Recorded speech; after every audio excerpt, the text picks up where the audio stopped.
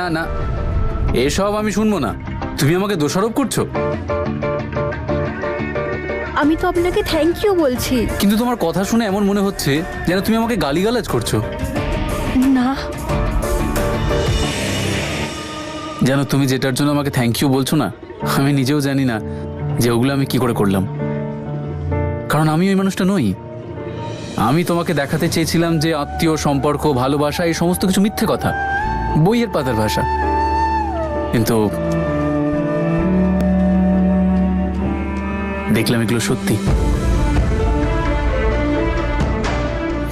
আমার জীবনের পুরো অঙ্কটাই তুমি বদলে দিলে। জীবনটাকে নিয়ে আরো একবার ভাবার জন্য, বোঝার জন্য তুমি আমাকে বাধ্য করে দিলে। তোমার লজিক নিয়ে তুমি জিতে গেলে, আর আমার ভাবনা চিন্তা হার মানলো। ফাইনালি আমি স্বীকার করছি যে সম্পর্কে শুধুমাত্র দেওয়া নেওয়া থাকে না, ভালোবাসাও থাকে।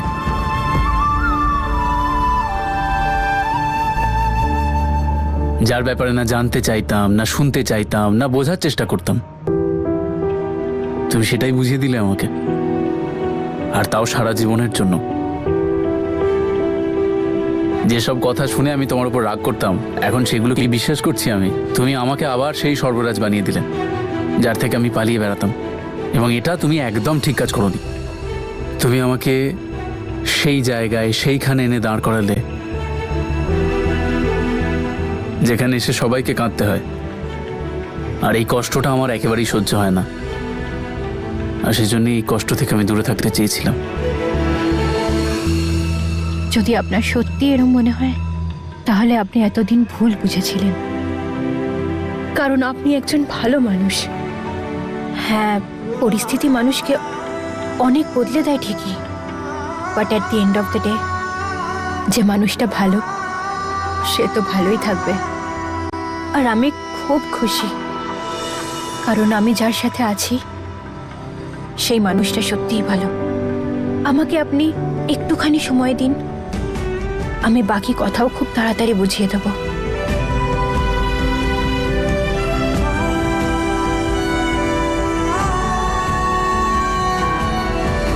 না সর্বরাজ, তুই আবার সে এক ভুল করতে পারিস না।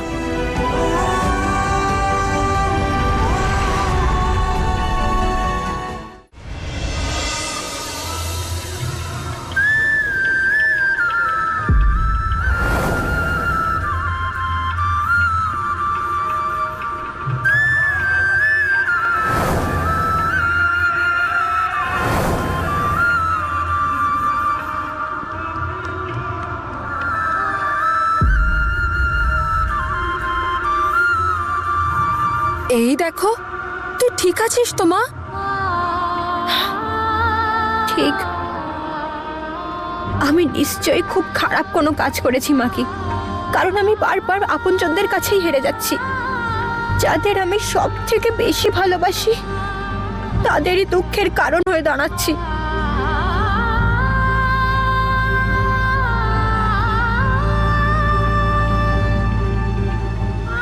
কথায় বলে না মাকি, বংশের প্রদীপই বংশকে শেষ করে দিতে পারে। মনে হয় আমি ওই রকমই কেউ একজন, যে নিজের পরিবারের আনন্দ সব সময় শেষ করে দিই। এর থেকে তো ভালো হতো আমি যদি নিজেই শেষ হয়ে যেতাম। অন্তত আপনজনদের দুঃখ তো দিতাম না, এইসবের থেকে রেহাই পেত তারা। এই দেখো, এসব তুই কি বলছিস? এসব কথা মুখেও আনিস না। এরকম কথা বলতে নেই মা। ধৈর্য ধর, উপরওয়ালা সব ঠিক করে দেবেন।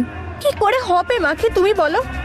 একদিকে ঈশান জেদ ধরে বসে আছে আমাকে পাওয়ার জন্যে, আরেকদিকে ওই হিয়া আশা নিয়ে বসে আছে যে একদিন ঈশান ওকে স্ত্রীর মর্যাদা দেবে। এবার তুমি বলো, এই দুটো জিনিস একই সময় কি করে সম্ভব?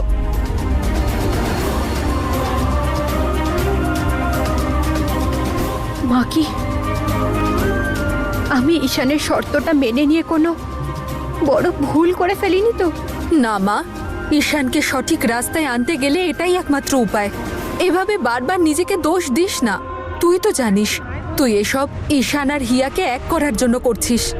নূরের আসল রূপটা সবার সামনে আনার জন্য করছিস। মানছি ঈশানের জেদটা ভুল, কিন্তু তুই এটা মেনেছিস সবকিছু ঠিক করার জন্যই তো। মাকি, আমি আর পারছি না মাকি। আমি জানি না আমি আর কতদিন এটা সহ্য করতে পারবো। কখনো কখনো মনে হয় যে সবকিছু ছেড়ে দিয়ে এখান থেকে কোথাও পালিয়ে যায়, দূরে চলে যায়, সবার জীবন থেকে দূরে। মানুষ সবার থেকেই পালিয়ে যেতে পারে, কিন্তু নিজের কাছ থেকে কোনোদিনও না। ভরসা রাখ, উপরওয়ালা নিশ্চয় তোর জন্য ভালো কিছুই ভেবে রেখেছেন। কাল কি হবে সেটা উনিই জানেন, কিন্তু আজ কি করতে হবে সেটা তুই ঠিক করবি। তুই যেটা করছিস সেটাই কর, তারপরে উপরওয়ালাই তোকে পথ দেখাবেন।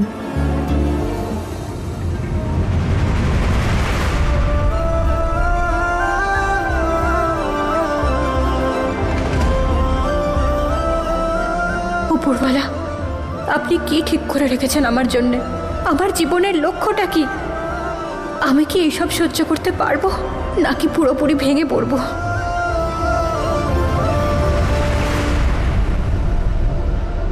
এবার একটু আপনি দেখুন, ওদিকে সর্বরাজকে ভালোবেসে ফেলেছে, আর এদিকে জীবনের কাছে হার স্বীকার করে নিচ্ছে।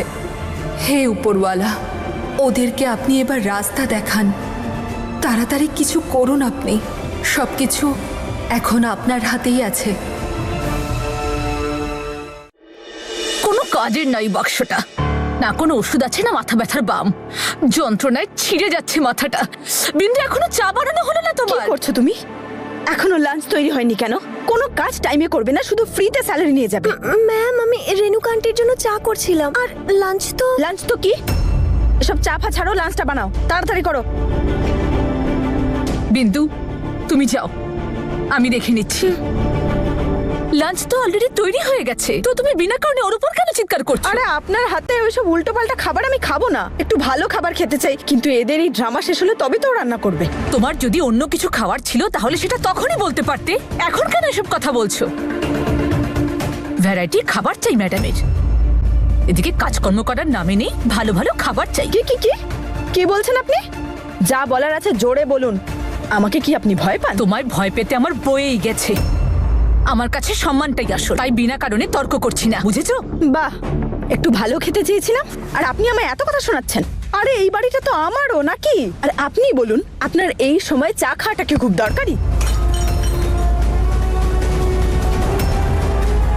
আমার একটা কথা কান খুলে শুনে নিন, আমার সাথে ভবিষ্যতে এই টোনে কথা বলার চেষ্টা করবেন না, কারণ একবার আমি শুরু করলে তখন চা কেন, আপনার কপালে জলও জুটবে না। নূর,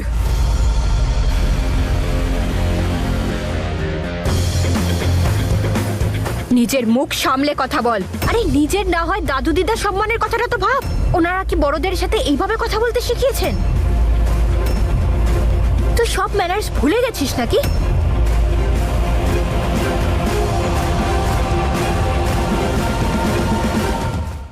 নম্রতা, সত্যি তোর চরণে শত কোটি প্রণাম করতে ইচ্ছা করে। তুই হিয়ার থেকে তার স্বামীকে কেড়ে নেওয়ার চেষ্টা করছিস, আর এখন নিজের শাশুড়ির কাছে এসে নাম্বার 1 হতে চাইছিস।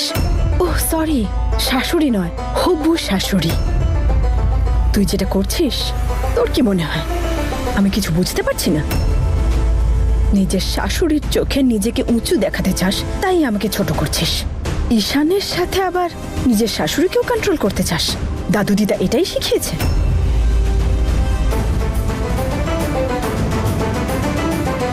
ব্যাস, ঢের হয়েছে। ঈশানকে আমি আজকে এমন মজা দেখাবো যে নম্রতাও হাড়ে হাড়ে টের পাবে। তুমি আমায় এইভাবে ছেড়ে কেন চলে গেলে গো? এই বাড়ির অবস্থাটা দেখছো, আর ছেলে মেয়েদের অবস্থা। মল্লিকা তো পড়াশোনার জন্য বাইরে চলে গেছে, আর ঈশানের সঙ্গে যা হচ্ছে তা যেন কোনো শত্রুর সঙ্গেও না হয়। ছেলেটা আমার একদম ভালো নেই গো।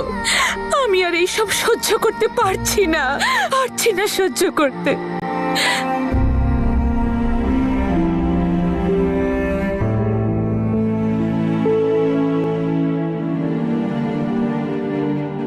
আপনার জন্য গরম গরম কড়া আদা দেওয়া চা। এই চাটা খেয়েই না আপনার মাথা ব্যথা একদম ফুস হয়ে যাবে। আর যদি একটু থেকেও যায়, তার জন্য আমি বাম নিয়ে এসেছি, আপনি খান। খুব ভালো হয়েছে। তুমি বানিয়েছো? না, নম্রতা বানিয়েছে। আপনি তো জানেন আমি পারি না ভালো করে চা বানাতে। বোকা মেয়ে একটা, এটা বলার কি খুব দরকার ছিল?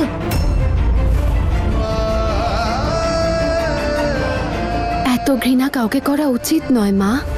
ও না আপনার খুব কেয়ার করে। আপনি জানেন আমি তো বাড়িতে ছিলামই না, কিন্তু ও বুঝতে পেরেছিল আপনার মাথায় ব্যথা করছে, তাই আপনার জন্য এত ভালো করে চা করলো।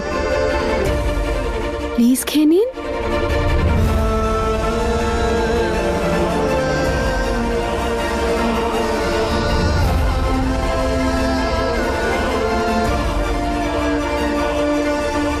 আপনি শান্তিতে চাটা খান, আমি ততক্ষণে আপনার মাথায় একটু বাম মালিশ করে দিই। আমি নিজেই লাগিয়ে নিতে পারবো। তোমায় আমাকে নিয়ে এত চিন্তা করতে হবে না। যদি পারো আমার ছেলেটাকে ভালো রেখো। এবার তুমি এসো। ঈশানের জন্য তো আমি আজকে একটা স্পেশাল প্ল্যান করেছি। আমি বুঝতে পারছি হিয়া, আমি তোমার সাথে ঠিক করছি না, কিন্তু আমি কি করব? আমার ভাবলে খুব কষ্ট হয় যে তোমার জন্য আমার ছেলেটা কোনোদিনও বাবা হতে পারবে না।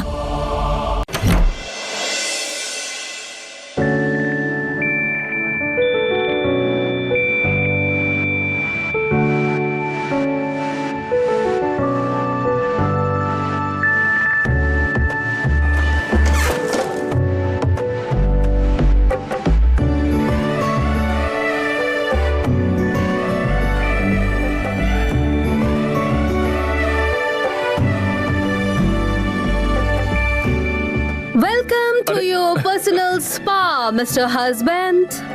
হিয়া, এগুলোর কি দরকার ছিল?